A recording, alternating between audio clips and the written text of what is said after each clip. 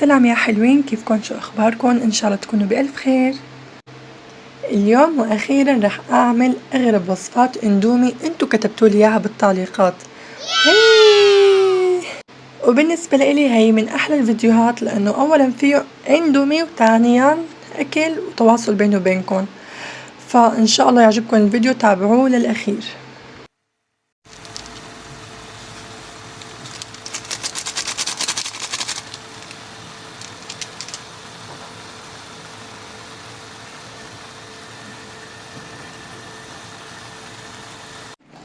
هيك هلا الصبية قالت انه اطبخي عادي طبيعي، بعدين لازم نحطلها معلقة صغيرة دبس رمان، يعني خليني اقول هيك معلقة صغيرة مو مليانة يعني، و معلقتين كبار كاتشب،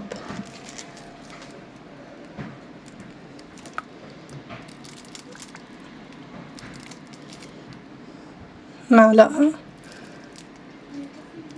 تنتين، ومعلقتين صغار من بهار البطاطا، هي معلقة. انا بصراحة ولا مرة جايبة بهار البطاطا، سألت البياع وعطاني هذا النوعية، اول مرة بجربها. هلا نحركهم ونجرب مع بعض. سوري. مبدئيا الريحة كتير مبينة خطيرة. متحمسة كتير جربها. هلا هي ما قالت لي اذا مكسرة ولا لا، بس انا ما كسرتها.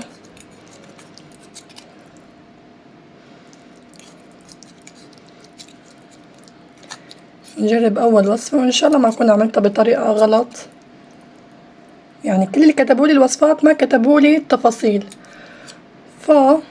ممكن يكون عندي اضافات من عندي. يلا ندوقها. شايفينها؟ واو. بسم الله الرحمن الرحيم.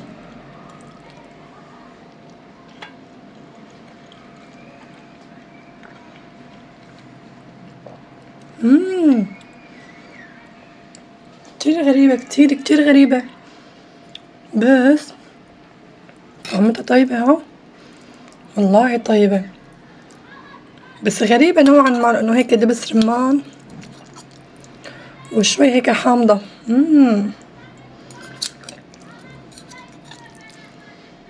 لقمة تانية نتأكد من الطعم منيح.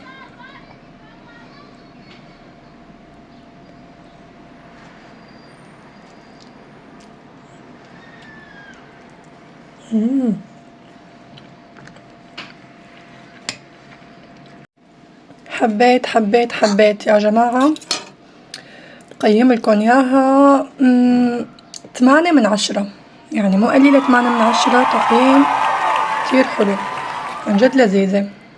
يلا للوصفة الثانية. هلا عنا هي الوصفة، الصبية قالت لي اسمها سوسو، حطي زبادي وبطاطس حار وليمون. هلا هي ما شرحت لي، ما كتبت لي التفاصيل كيف اعمل الاندومي، انا عملته بشكل طبيعي وحطيت له البهارات تبعها للاندومي مثل ما شايفين. واللبن البطاطس ما قالت لي اذا حطن على النار ولا من دون نار، ولا كتبت لي كمية، بس نحنا على التجلي رح نجرب. رح احط زبادي، ما بعرف قديش، هي كمان معلقة تانية حس بكفي. وبدنا تشيبس او بطاطس حار، عندي انا هذا النوع.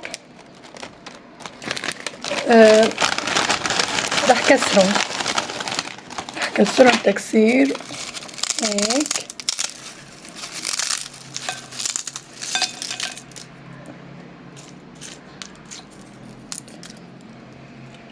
كتبت لي اشربي معها بيبسي، فانا هي بدل البيبسي المقاطعة، هي النوع التركي. يلا رح نجرب. خليني اول شي حركهم شوي، حرك الوصفة. نسيت الليمون، الليمون بحس الليمون كاتبلي اياها باغلب الوصفات الاندومي. هاي هيك بحس بكفي. يلا نحرك.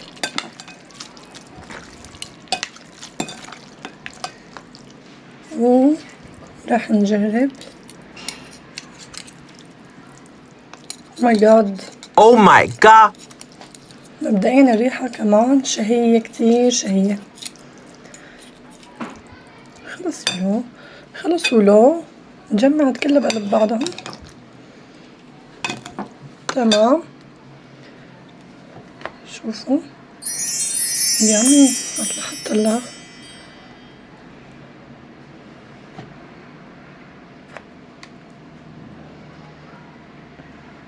بسم الله الرحمن الرحيم.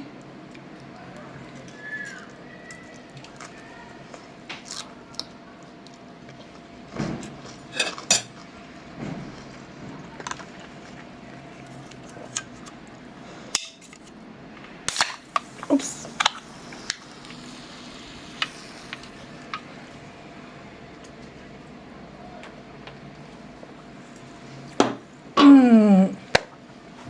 هلا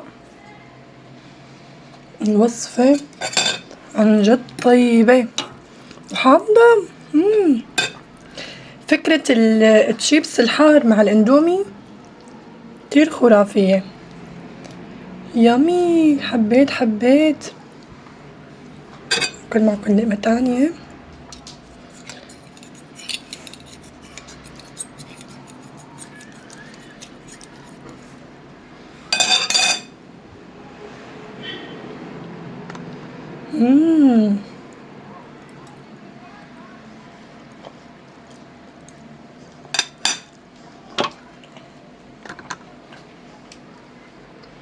هلا بنيجي للتقييم. تقييم هاي الأكلة بعطيها كمان 8.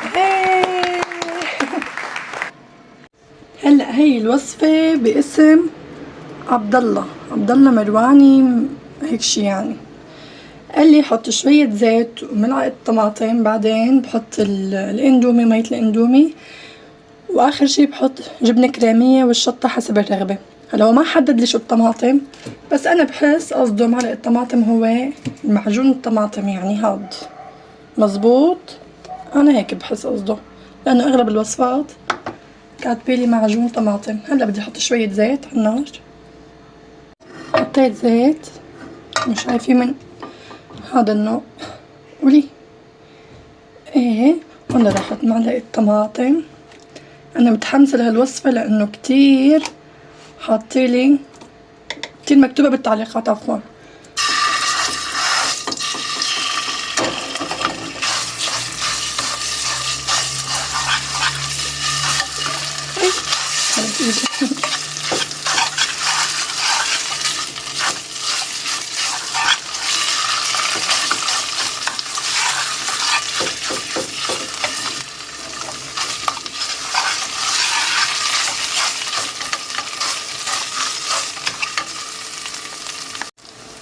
هلا مية قد الاندومي هيك بكفي بحس هيك. هلا هيك بكفي. هلا رح احط الاندومي وبهارات الاندومي وارجع لكم بعد ما تستوي. هيك بحسها خلاص استوت. بس هلا بنحط الجبنة الكريمية. بس حنا بس شوي النار بدي احرقها.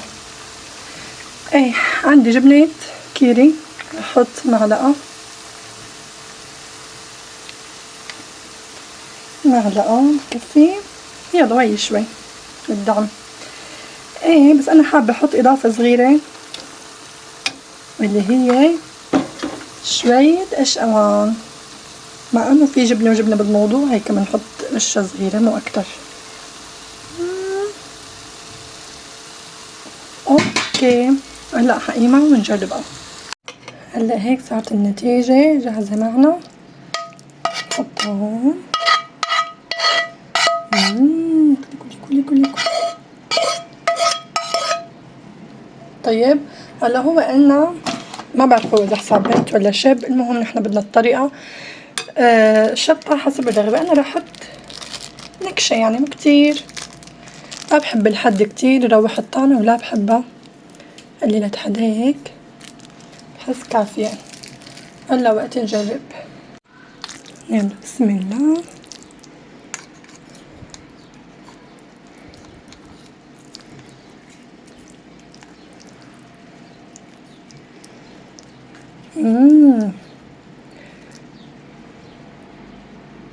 شايفين الصوص ومليانة.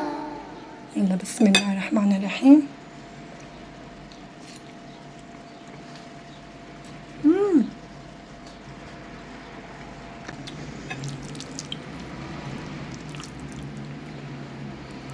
يا ويلي طعمتها دمار دمار. عن جد طيبة، جربوها. أنا تقريبا بعمل الباستا هيك قريبة لنفس الطعم، نفس النكهة، يعني نفس الجبنة ومعجون طماطم. كتير حسيتها قريبة عليها وكتير طيبة. شوفوا شوفوا شوفوا شوفوا شوفوا الجمال.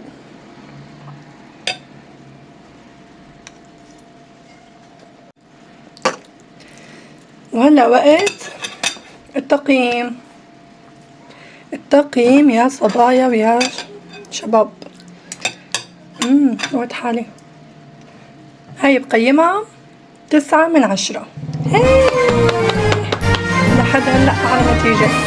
هلا وصفتنا الأخيرة، يمكن هاي أكتر وصفة أنا استغربت منها، اللي هي الصبية اسمها الوجين. الوصفة باردة من دون ما تنطبخ الاندومي حتى. رح نكسر الاندومي وشوفوا التفاصيل.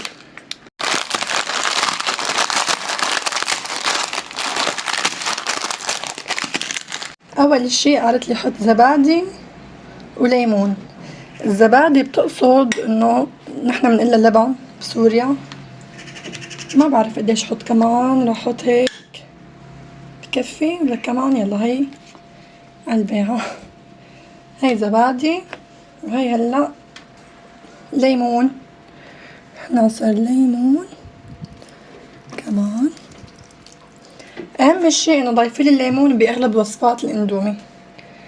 هلا بدنا نحط الاندومي كسرناها. خليت هدول اول تحركهم هيك. ندمج الليمون مع اللبن.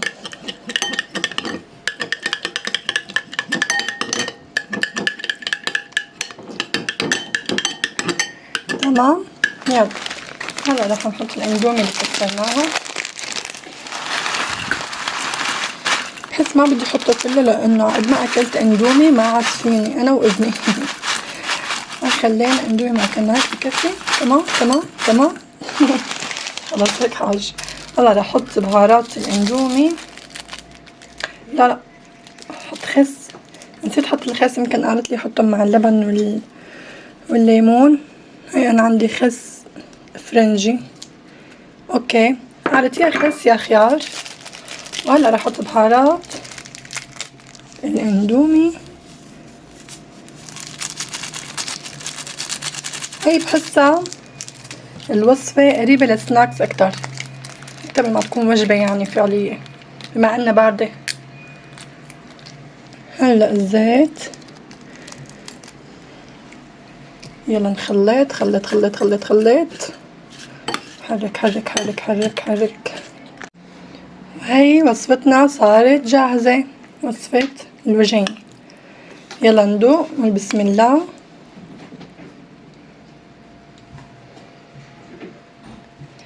بسم الله الرحمن الرحيم.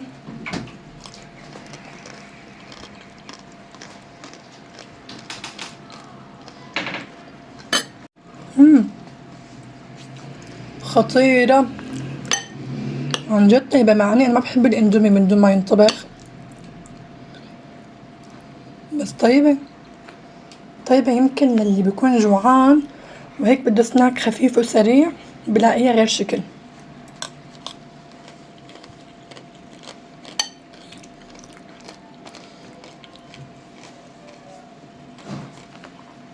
طيبة. هاي بعطيها تقييم برضه 8. كمان 8 عن جد طيبة. صراحة مالي عرفان يعني مو قدران احط تقييم حدا اكتر من التاني، لانه عن جد كلياتهم طيبين وغريبين. بالنسبة لإلي هي اغربهن، هي اغرب وصفة لانها من دون ما تستوي. واللي بعد منها الوصفة الثانية الغريبة اللي فيها كاتشب ودبس رمان. هون راح صوتي كنت عم قلكن انه لوجين بتربح معنا باغرب وصفة لليوم، وعبد الله بينجح معنا باطيب وصفة اندومي لليوم.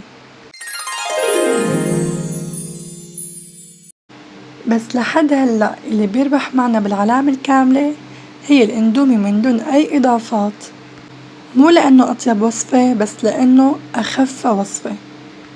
يعني باكل حبتين ركض وما بشبع منها قد ما لها خفيفة. هلا يلي لسه عنده وصفات غريبة اكتبولي اياها بالتعليقات، مو بالضرورة تكون اندومي، حيا لوصفة غريبة انا بدي اول مرة جربها معكم. واذا كانت اندومي كمان بصير. بشوفكن ان شاء الله بألف خير. لا تنسوني من اللايك والاشتراك والتعليق الحلو مثلكن. بشوفكن بألف خير. سلام.